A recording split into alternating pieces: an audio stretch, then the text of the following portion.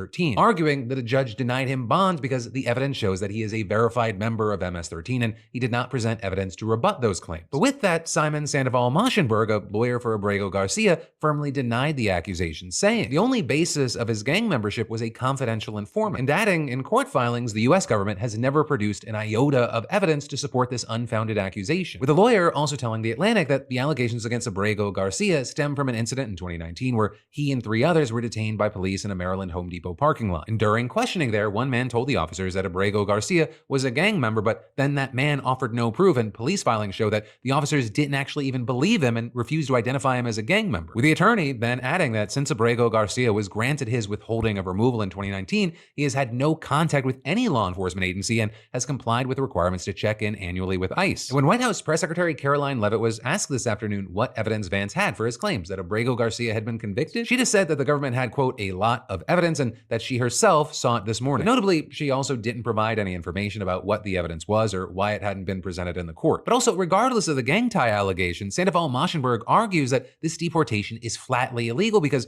no matter how you feel about it, a judge explicitly protected Abrego Garcia from being deported. But if the government wants to deport someone with protected status, they usually have to reopen the case and introduce new evidence for deportation, which a very key thing is why you even have government attorneys telling The Atlantic that they are stunned by this case. With Sandoval-Maschenberg also telling the outlet that he believes that Trump officials deported his client, quote, through extrajudicial means because they believed that going through the immigration judge process took too long and they feared that they might not win all of their cases. With him adding that he's never seen a case where the government knowingly deported someone who had received protected legal status from an immigration judge. Right to that point, Trump's lawyers aren't even trying to hide the fact that they knew he had protected status. In their court filings, they explicitly wrote, ICE was aware of this grant of withholding of removal at the time of Abrego Garcia's removal from the United States. Reference was made to this status on internal forms. With the lawyers also explaining that Abrego Garcia wasn't on the initial manifest of the deportation flight, but was listed as an alternate who got moved up the list as other detainees were removed from the flight, and claiming that the flight manifest did not indicate that Abrego Garcia should not be removed, and adding, through administrative error, Abrego Garcia was removed from the United States to El Salvador. This was an oversight. But then going on to insist that his deportation was carried out in good faith because his purported membership in MS-13. With Sandoval-Maschenberg also telling the outlet that the case appears to be the first time the Trump administration has admitted to errors when it sent 3 plane loads of Salvadoran and Venezuelan deportees to the Salvadoran prison. Right in this, as we've talked about before, attorneys for some of those people have accused the Trump administration of falsely labeling their clients as gang members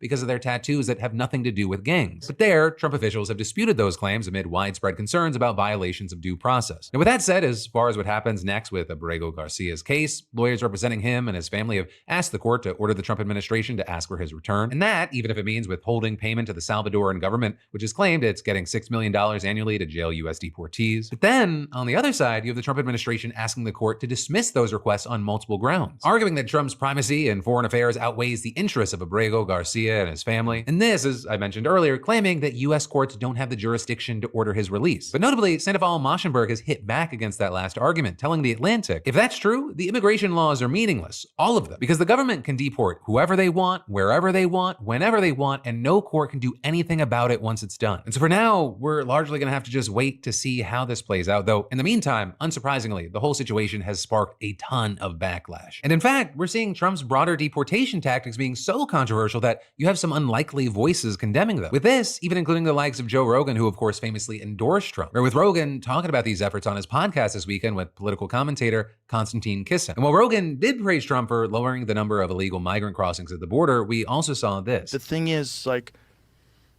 you got to get scared that people who are not criminals are getting, like, lassoed up and deported and sent to, like, El Salvador prisons. When you do things quickly and you do things aggressively, that's how you get shit done.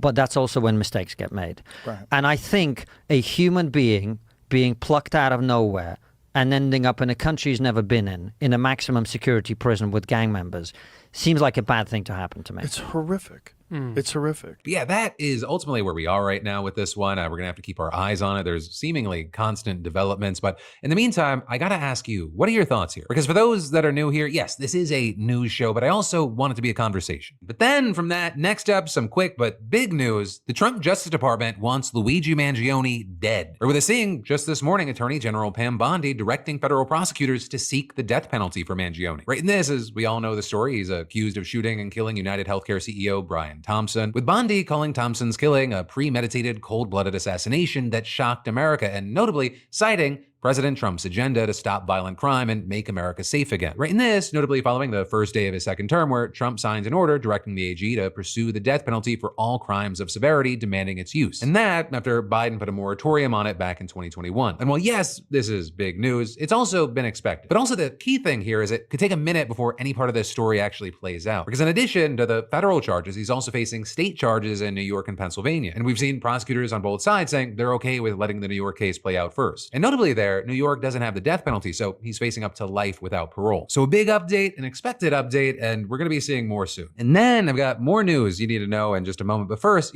parenting is a non-stop marathon with chasing soccer balls through mud, racing to games, and pivoting to dinner plans, all while staying incredibly present. The struggle is real even when the life is good. And that is why Vessi's weekend sneakers are my go-to for whatever life throws at me. Make the struggle less by choosing today's sponsor, Vessi. They offer shoes and apparel designed for you not to worry about weather. Their sneakers, like all their products, they're built for real life. Like when I'm at my kid's game and it's sunny one minute and the next it's a storm rolling in. Or when you're chasing your dog through wet grass or just enjoying a hike without worrying about the weather or terrain. Vessi handles it all from sand to snow and everything in between. They have seamlessly blended style and function, right? These shoes have the look of stylish footwear, but they're designed like rain boots, perfect for everything from jeans to gym shorts. And comfort, it's like wearing a sock. Whether it's daily walks, weekend hikes, or just looking put together in any weather, they have you covered head to toe. So start saying yes more without worrying about the weather. Vessi has you covered with waterproof protection, comfort, and readiness for anything. Just scan the QR code or go to vessi.com/DeFranco and get an automatic 15% off your first order at checkout. That's vessi.com/DeFranco.